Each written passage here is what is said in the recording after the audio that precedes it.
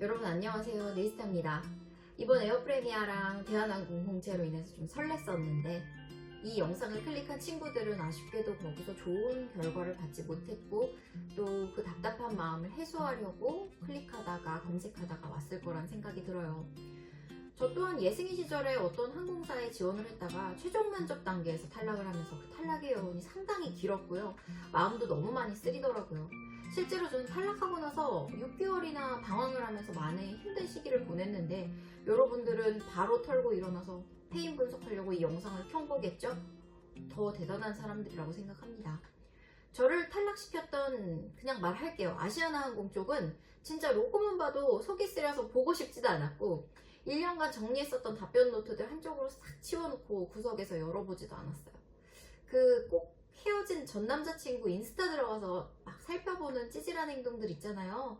그걸 제가 임원 면접 후에 했습니다. 저희 면접조에서 딱 유일하게 한 명 합격했던 친구가 있었는데 그 친구 페이스북에 들어가서 히스토리 쭉 살펴보는 짓도 했어요. 나보다 대체 얘가 무슨 스펙을 더했길래 합격했나 이런 걸 살펴보고 얘는 대외 활동으로 은행권에서 스펙 쌓은 게 있네 하면서 괜히 신한은행 홈페이지 좀 뒤적거려 보거나 좀 나중에는 걔 메이크업까지 막 신경이 쓰이더라고요. 그럼 나도 이번에 제가 받았던 샵에 가서 똑같이 걔처럼 해달라고 말해볼까? 나도 브라운 메이크업을 하면 좀 괜찮을까? 면접복을 합격한 애처럼 입어보려고 브이넥을 안 어울리는데 또 입어보려고도 했었고요. 또 중저음에 매력적이었던 합격자 친구들도 있었는데 그 친구들 목소리 톤을 막 들으면서 내가 목소리가 높아서 떨어진 건 아닐까 이런 고민도 많이 했어요. 그렇게 해서 합격자 친구의 말투나 목소리, 메이크업까지 제가 흉내를 냈다면 과연 합격했을까요? 나중에 현타가 많이 오더라고요. 그 후부터는 좀 건강한 마인드로 승무원 준비생 시절을 다시 보내보자 이렇게 해서 1년을 그렇게 보냈고요. 예승이 준비 과정은 맨 처음으로 내가 다시 시작한다는 생각으로 리셋했던 게 굉장히 되게 좋았던 전환점이 되었던 것 같아요. 승무원 면접 자체가 생각해보시면 상대평가고 또 시험 점수처럼 어떤 점수로 네가 합격이다 불합격이다 몇 점이 부족하다 이렇게 매겨지는 시험이 아니라 무형의 가치를 평가하는 시험이잖아요. 그러다 보니 면접관과의 케미나 그날의 컨디션, 내가 받았던 질문 등등등 운이 정말 많이 반영되는 게 이 또 면접의 묘미다 라고 할 수도 있겠죠. 그래서 지난 면접의 실패를 통해서 내가 많이 배웠으니까 운도 따르는 거니까 나를 너무 자책하지 말자 이런 생각을 많이 했고요. 건강하고 긍정적인 마인드로 행복하게 준비를 하면서 그러면 운은 자연스럽게 따라주지 이렇게 생각하면서 했어요. 제 이력서를 우선 살펴보는 시간을 가졌는데 어학 스펙업이 부족한 것 같아서 면접 준비랑 병행하면서 꾸준하게 토익도 공부했고요. 봉사활동이 조금 공란이 많더라고요, 생각보다. 그래서 주말마다 봉사활동 경험도 가져가게 되었고요. 제일 중요한 건 스피치였는데 그걸 배우려고 특강마다 명사들 특강 이런 데를 따라다녔는데 요즘은 얼마나 좋습니까? 유튜브도 이렇게 쉽게 볼 수 있고 강의도 많잖아요. 저는 진짜 아나운서나 진행자들 톤을 흉내내면서까지 그 듣기 좋은 목소리를 연구하려고 되게 많이 노력을 했습니다. 제가 1년이나 준비한다고 했지만 준비 과정을 되짚어 보니까 좀 체계도 없었던 것 같아요. 이것도 좀 해보고 저것도 좀 해보고 이거 좋다니까 여기 강의도 들어보고 그래서 왜 떨어졌는지 이런 게 좀 가슴이 쓰리지만 준비하면 할수록 이해가 되더라고요. 그래서 빈출 면접 질문 후기들을 쭉 프린트를 해서 매일 20문항 정도는 답변을 적고 입에 붙여서 영상으로 남겨보는 셀프캠 훈련 이런 디테일한 훈련들도 스스로 했던 것 같습니다. 그리고 꼭 영상을 찍은 다음에는 내가 뭘 잘못했는지 피드백 셀프로 하고 그리고 제일 중요했던 건 페인 분석을 해줄 수 있는 사람들이랑 컨택을 많이 했어요. 감사하게도 저희 대학교 취업활동 프로그램 중에 일환으로 하나가 승무원 동아리를 만들 수가 있어서 탁과에서 합격한 대한항공 승무원 선배님들이랑 제가 떨어졌었던 아시아나 그때 최종 면접 질문이랑 답변 방향성을 계속 물어봤거든요. 그러면서 내가 왜 떨어졌는지 조금 더 감이 왔었던 그 시기였던 것 같고 제 이미지 평가도 피드백을 많이 받아가지고 정말 여러모로 큰 도움이 되었다고 생각해요. 여기서 또 이미지라고 하시면은 얼굴이 어떻다 뭐 여기를 좀 더 고쳐야겠다 뭐 이런 생각 쪽으로만 생각을 하시는 분들이 있는데 오해하지 말고 다시 한번 말하자면 외형적 요소 외에 더 중요한 말투에서 느껴지는 이미지 그리고 표정, 제스처, 그런 데서 풍기는 느낌들에 대한 이미지를 말씀드리는 거예요, 여러분. 현직에 계신 승무원분들이나 강사님들을 쫓아다니면서 받았던 여러 가지 피드백들을 토대로 걸을 건 거르고 내가 취할 부분은 취해서 수용하는 태도로 변화를 해봤더니 정말 합격에 다가가는데 큰 도움이 되었던 것 같습니다. 또 구체적으로 제 경우를 살펴보자면 다들 예승이 시절에 저를 보면은 야무지고 똑부러진 느낌을 준다고 했고 대신 목소리 톤이 얇으니까 힘있게 말을 해야지 여리여리하고 그럴 느낌이 안 들 거라고 했어요. 제가 키도 작은 160대 초반의 예승이에다가 그 당시에는 막 48, 9kg로 되게 말랐어가지고 지금은 아니지만 그래서 이런 부분이 좀 더 여리여리하고 약해 보인다라는 그런 피드백을 좀 받았었거든요. 그래서 이런 부분 개선하려고 발성 연습부터 정말 많이 했어요. 하루에 한두 시간은 신문기사 읽기나 대본 읽기, 그리고 힘있게 좀 강단 있어 보이려고 내 답변을 녹음하고 복식으로 말하는 연습, 이런 것도 게을리하지 않았고요. 똑부러진 느낌이 든다는 칭찬에 안주를 안 했어요.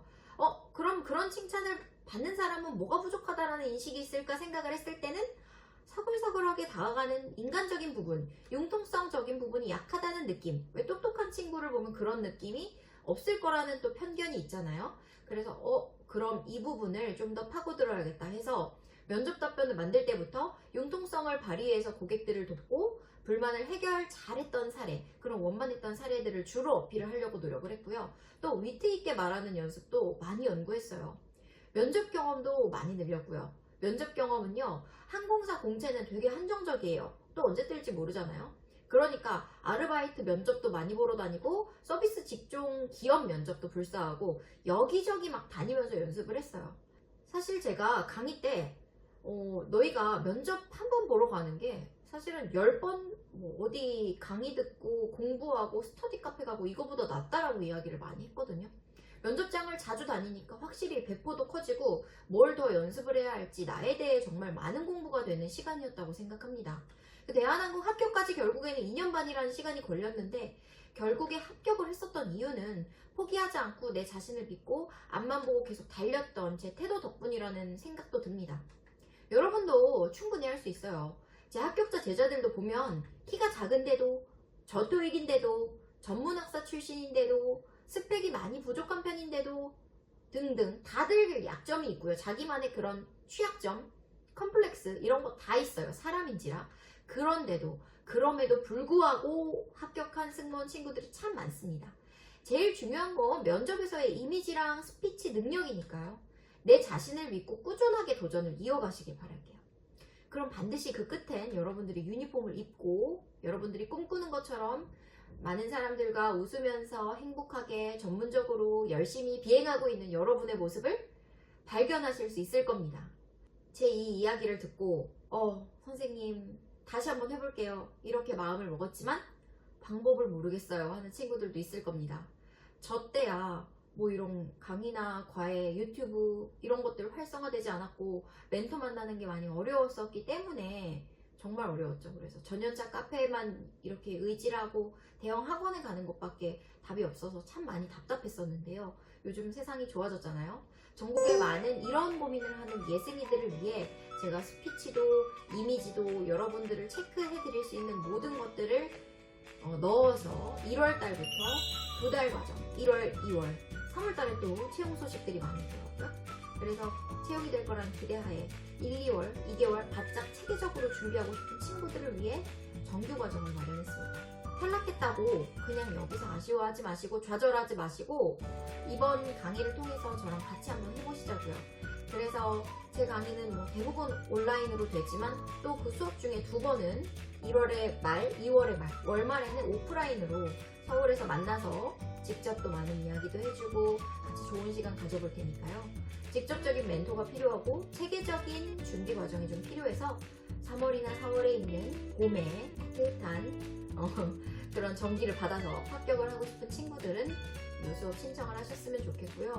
미리미리 준비하는 자에게 결국에는 기회도 온다라는 거, 그 기회를 잡을 수 있는 사람은 준비된 자라는 거, 이번에 급작스러운 공채에서 많이 당황하셨던 여러분들 많이 느끼실 겁니다. 내가 감을 많이 잃었다, 면접을 좀 다시 해보고 싶다 하는 친구들은 제 인스타그램 아시죠? NEUL_STA 릴스타로 오셔서 DM 문의 주시면 제가 좀 더 체계적으로 설명을 드릴 수 있을 것 같고요. 정규반 커리큘럼에 대해 궁금하신 분들은 제 블로그 그리고 그 유튜브 커뮤니티 인스타그램 계정에 같이 올려드리도록 할 테니까 보시고 저랑 인스타 DM으로 소통하자고요. 네, 오늘 강의도 좀 유용하셨으면 좋겠어요. 꼭 합격을 해야만 그 면접에서 뭔가를 수확했다라고 생각하진 않거든요. 합격을 하면 물론 좋겠지만 나의 부족한 부분을 발견할 수 있는 좋은 기회였고, 그리고 면접이라는 것을 참 이런 코로나 시대에 우리가 항공사 면접을 볼 수 있었다는 기회 자체도 정말 감사하잖아요. 우리 예승이들은, 특히 장수생들은 아실 거예요. 감사한 기회라는 거. 이 기회를 발판 삼아서 다음번에 있는 내년 봄에 있을 그런 채용들에서는 내가 꼭 합격을 해야겠다, 이런 생각을 가지셨으면 좋겠고요. 잘할 수 있을 거라고 생각합니다. 궁금한 사항은 댓글 문의해 주셔도 되고 인스타 보내주셔도 됩니다. DM으로 소통할게요, 여러분. 파이팅!